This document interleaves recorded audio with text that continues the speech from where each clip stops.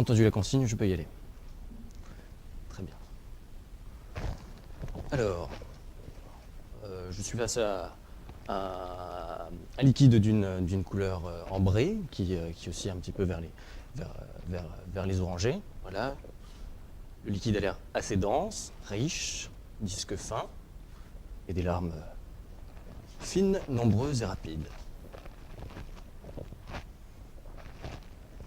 Donc, un premier nez assez ouvert, intense, que je qualifierais de complexe.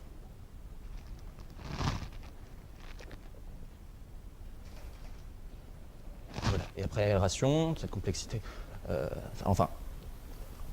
les arômes, même tertiaires, s'accentuent un petit peu. On est sur ce côté un petit peu évolué. Donc je pense qu'on est sur un vin déjà un petit peu évolué, du cépage savagnin. On a ce côté un petit peu racinaire, un petit peu profond.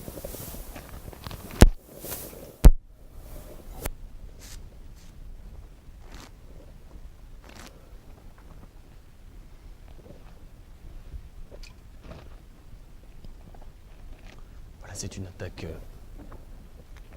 assez suave. Le vin est souple. Je pense qu'on est sur un MAC 20. Oui, un MAC 20 jurassien. Je trouve que voilà, la finale est sur vraiment un côté, une belle acidité. On a une certaine longueur. Je me permets.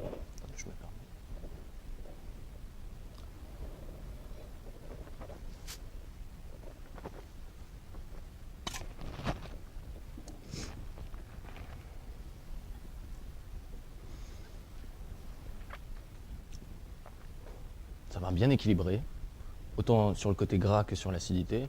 Je pense qu'on est sur un MAC 20, mais issu de plusieurs cépages, savagnin dominante, un petit peu de pinot noir, pour ce côté un petit peu riche. Et voilà, comme je disais, une finale sur l'acidité, très fine, la sucrosité pas du tout lourde. Donc voilà.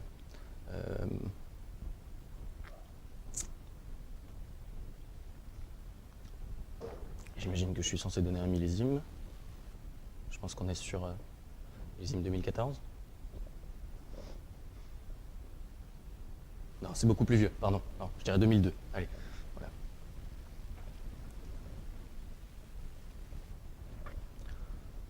Voilà pour moi.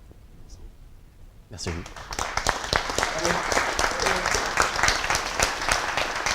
Allez, on va continuer de souffrir un petit peu. Très bien. Après, numéro 2, Aucune souffrance, c'est avec plaisir. Bonjour monsieur, bonjour madame. Alors, vous êtes dans un établissement gastronomique jurassien. Vous accueillez 4 étudiants en mention complémentaire en sommellerie, qui souhaitent découvrir les vins de votre région. Vous avez le menu qui est devant vous. Vous avez 1 minute quand vous aurez tourné la feuille pour le livre, prendre connaissance. Vous pouvez la prendre sur la table, le guéridon. Et vous aurez 6 minutes pour le faire. Est-ce que vous pouvez me répéter ce que je suis censé... Oui. Je reprends la question entière. S'il vous plaît. Vous êtes dans un établissement gastronomique jurassien. Oui. Vous accueillez 4 étudiants en mention complémentaire qui souhaitent découvrir les vins de notre région. Le menu est devant vous, vous avez 1 minute pour prendre connaissance et vous aurez 6 minutes pour l'épreuve pour la connaissance. Très bien. Je commence quand je pourrai. Merci.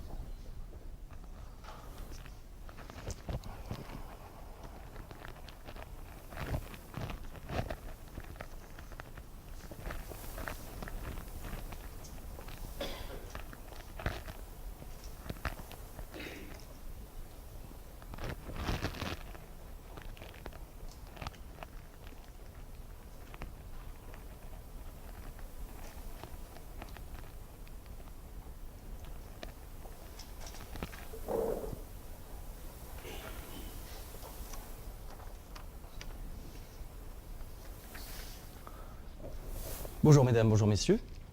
Alors, j'imagine que vous avez eu le temps de prendre connaissance du menu. Aucune intolérance. Alors, pour ce qui est pour ce qui est de l'entrée, j'ai cru comprendre que vous aviez envie de découvrir les vins du Jura. Donc on est sur une entrée qui tourne autour d'un alliage de différentes textures. Donc moi je vous proposerais pour commencer avec cette entrée de partir sur un chardonnay vif sur l'appellation Arbois. Donc voilà. Alors pour ce chardonnay-là, je vous conseille la maison Michel Gaillet, donc sur l'appellation Arbois, la cuvée Les Crêts. Donc on est vraiment en 2015, on est vraiment sur un chardonnay avec une belle vivacité qui va vraiment vous permettre de saliver et de continuer très bien le repas.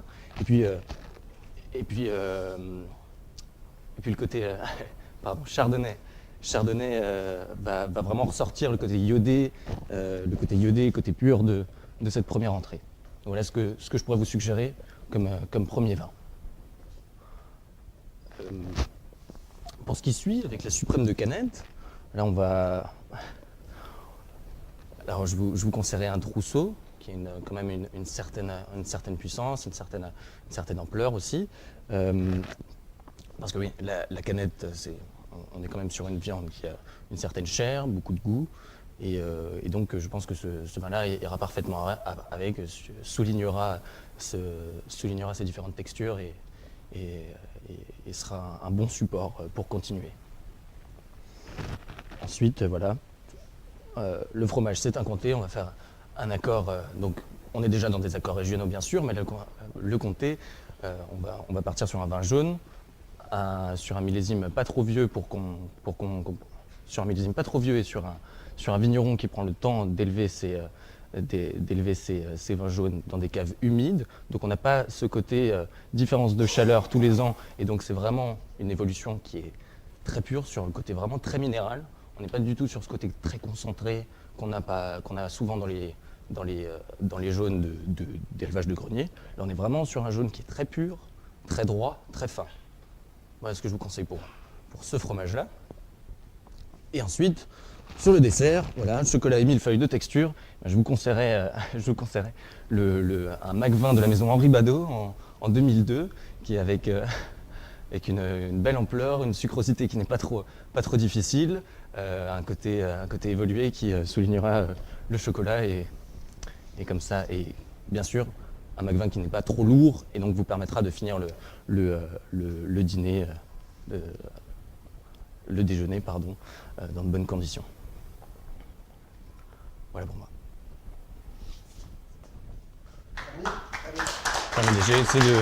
J'essaie de faire efficace. Merci. Très bien, on va se diriger vers la dernière preuve. Voilà. Bonjour monsieur. Bonjour monsieur. Nous aimerions découvrir le Macvin du Jura en apéritif. Pouvez-vous nous servir 2 verres, s'il vous plaît? Question? Oui. Nous aimerions découvrir le Macvin du Jura en apéritif. Très bien. Pouvez-vous nous servir 2 verres, s'il vous plaît? Vous avez 3 minutes. Eh bien très bien, je vous cherche un verre de Macvin tout de suite.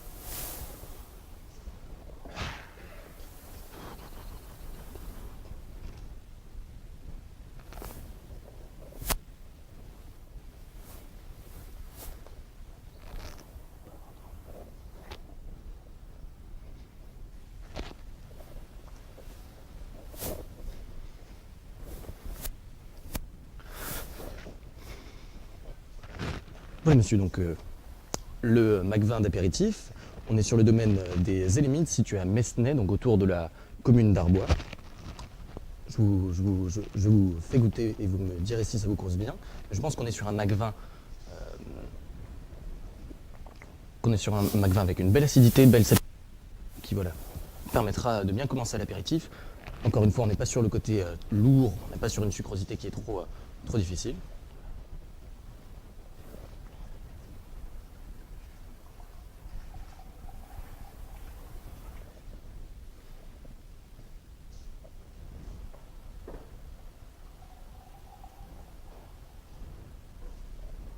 Voilà, messieurs. Plaisir.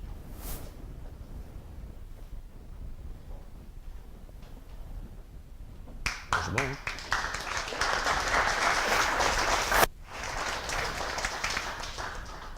Bien, merci. Donc, ben, voilà, c'est On manque de temps, pratiquement. Une petite question quand même, Pardon. monsieur Munoz. Une dernière question. Oui. Une partie des consommateurs ne connaît pas la différence entre le vin jaune et le vin de paille. Pouvez-vous nous expliquer la principale différence, s'il vous plaît? Oui, alors la principale différence entre le vin jaune et le vin de paille, c'est tout simplement, enfin, la différence que je trouve la plus simple, c'est les sucres résiduels. Pour un vin jaune, on doit avoir moins de 3 grammes de sucre résiduel, et pour un vin de paille, on est souvent à des doses beaucoup plus élevées. Très bien, bravo, merci beaucoup. Parfait.